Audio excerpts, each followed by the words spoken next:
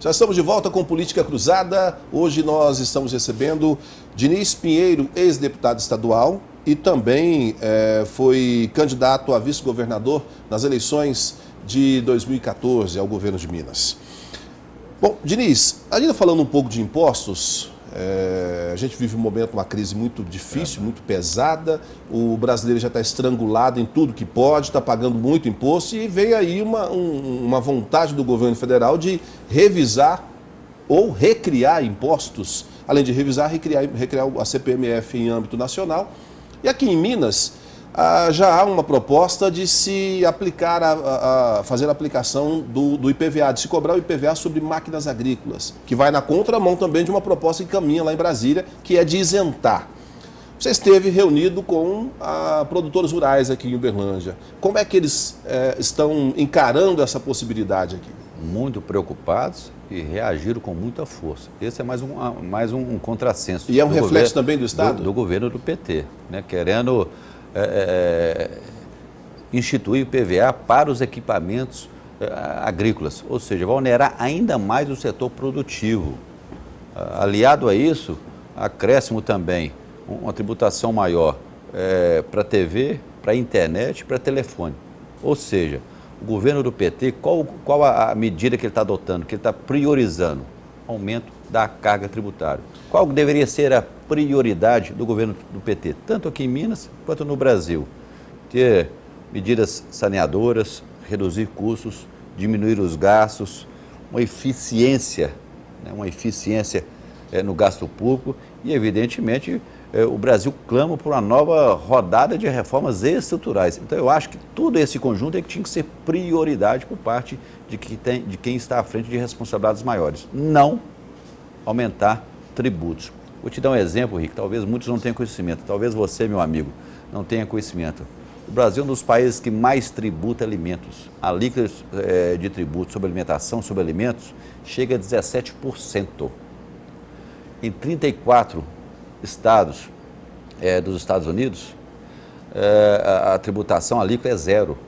Na Inglaterra, é zero. Em 5 grandes países da União Europeia, chega a 5%. E o Brasil, 17%. Ou seja, o seu alimento, o seu almoço, o seu jantar, tudo que você consome já é tributado em 17%. Conforme eu disse logo no início, a carga tributária brasileira é uma das mais elevadas. E o Brasil, o nosso país, não oferece serviço público de qualidade. Por isso que a gente tem que refutar com muita firmeza esses desejos e atitudes dos governos do PT, tanto estadual quanto federal, que estão objetivando o aumento da carga tributária. É um contrassenso, é algo irracional e tem que ser combatido. Mas, Diniz, isso não vai na contramão de outra... Tudo bem que nós estamos num momento de crise. No momento de crise é a hora de cortar gastos. Concordo com você com relação a isso. Mas todas as vezes que um governo está iniciando um mandato, ele tende a arrebanhar o máximo de apoio que ele puder, seja na Assembleia ou seja no Congresso Nacional. E nessa hora, não tem jeito, negocia-se cargos em troca. Como fazer isso, Diniz? Porque assim, eu levo em consideração isso porque lá atrás o então governador de Minas Gerais, Aécio Neves, entrou, ele fez um enxugamento, mas depois ele recriou cargos. O mesmo aconteceu com a Anastasia, que depois, no fim do mandato, ele enxugou, e enxugou com razão, de 25 para 17 secretarias. Isso não é parte do jogo? Rick, você tem que administrar isso, você tem que ter visão de futuro, você tem que ter planejamento e você tem que saber estabelecer as prioridades. Agora, a vida pública, eu falei logo no início, ela tem que ser exercida de forma nobre e você tem que estar apto a se sujeitar aos sacrifícios maiores impostos por ela. A minha vida pública, eu sempre exerci pautada por princípios, não por conveniências. Jamais pensando nas próximas eleições, pensando nas próximas gerações. Então, é dessa maneira que eu construí minha vidinha, simples, mas honrada. Então, você estava falando, o governo federal acabou de instituir um balcão de negócio em Brasília. Isso tem que acabar, o povo não aguenta mais, você não aguenta mais. Nós temos que acabar com esse ciclo ruinoso de troca de favores. Isso traz crises periódicas, provoca o desgaste institucional e o pior de tudo, Rick, alimenta a corrupção. Isso tem que ser cessado, isso tem que ser eliminado. Nós temos que combater isso. Então tem as pessoas de bem e tem as pessoas que lamentavelmente não dignificam, não honram a vida pública. Mas eu espero de verdade, que as pessoas de bem possam vencer essa batalha, né, e possam ter uma vida permeada por princípios, por valores. É isso que o povo espera de cada um de nós. É por isso que o povo está insatisfeito, é por isso que o povo está indignado, é por isso que o povo está se rebelando contra tudo isso aí. Você se lembra, em 2013 o povo foi às ruas, agora também foi às ruas. Né? Então acho que a gente tem que mudar essa cultura, tem que mudar esse sistema. O povo brasileiro quer um novo jeito de fazer política, né? Um novo caminho, uma nova estrada, novas ideias, novos métodos. A gente tem que mudar essa cultura. Isso não pode permear as nossas ações na vida pública. Eu sou um defensor de alternância de poderes, sempre. Sempre. Partido A sai, entra partido B, porque é assim que a gente oxigena a administração pública e também a política brasileira. Vamos pensar que numa eventual mudança do grupo do senhor chegando à presidência da República, não repetiria esse mesmo modo de governar, arrebanhando a maioria do Congresso? Porque faz necessário. Se não tiver maioria, não governa de forma, vamos dizer, eficiente ou tranquila. Finda tendo que negociar. O senhor não acredita que isso possa acontecer? Rick, a maioria você a constrói alicerçada em bons princípios, em bons valores, em bons projetos. Eu acho que quem chegar à frente do destino do Brasil, eu disse logo no início, né, ele tem que reencontrar outros valores, ele tem que redescobrir outros valores. O Brasil, mais do que nunca, precisa de uma nova rodada de reformas. O Brasil, mais do que nunca, precisa investir na educação. O Brasil, mais do que nunca, precisa investir em infraestrutura. O governo Fernando Henrique, ele foi um governo de reformas. O governo do Lula foi um governo de programas. O governo da Dilma se transformou num desgoverno. E a gente tem que agora, né, dar a nossa contribuição, a nossa participação, para que à frente dos destinos do povo brasileiro a gente possa identificar uma pessoa de bons atributos, um bom líder, empreendedor, visionário, que possa honrar a nossa história, que possa honrar as nossas tradições. Muito mais do que isso, diante desse momento, alguém que possa fazer com que o Brasil reencontre o caminho da probidade. Isso é fundamental, Rick. Não tem outro caminho. E aí sim, reencontrando o caminho da probidade, aí sim, o povo brasileiro haverá de pisar na estrada do progresso, do desenvolvimento e da justiça social. É para lá que eu quero ir, é para lá que você quer ir, é para lá que você está nos assistindo também quer ir. Então esse é o meu desejo. Eu falo que é o meu sonho. A gente não pode nunca deixar de lutar, a gente não pode nunca deixar de sonhar. A gente tem que acreditar. O sonho é que empurra a gente, é que vai levando a gente para frente. Então eu sonho com homens de bem, eu sonho com mulheres de bem, administrando o nosso amado Brasil. Diniz, na semana que passou, a Folha de São Paulo trouxe uma notícia dizendo o seguinte, eu vou ler só os 2 primeiros tópicos dela aqui. A gestão Antônio Anastasia, no governo de Minas Gerais, omitiu a existência de viagens ao Rio com o uso de aeronaves oficiais do Estado pelo antecessor e padrinho político Aécio Neves. O jornal faz uma referência que entre 2013 e 2010, o então governador na época teria usado a aeronave 124 vezes para ir ao Rio de Janeiro, em 7 anos e 3 meses. Eu fiz a conta, isso dá uma viagem e meia por mês. Vamos lá.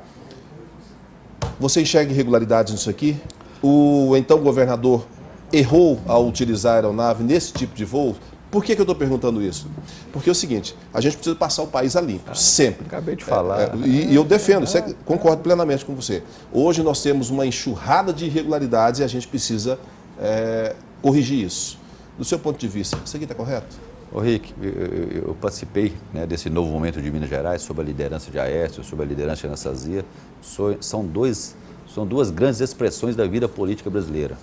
Eu acho que a vida pública, que tem o carisma, que tem o espírito empreendedor, que tem a capacidade construtiva de Aécio Neves, que conta com a retidão, com o comportamento retilíneo, com a sabedoria de Anastasia, é uma vida pública auspiciosa, uma vida pública que ganha, uma vida pública bem sucedida. Agora, eu vou te dizer algo, eu vou dizer para você, eu não tenho nenhum compromisso com o erro, eu tenho compromisso com o que é certo, eu tenho um compromisso com o que é correto.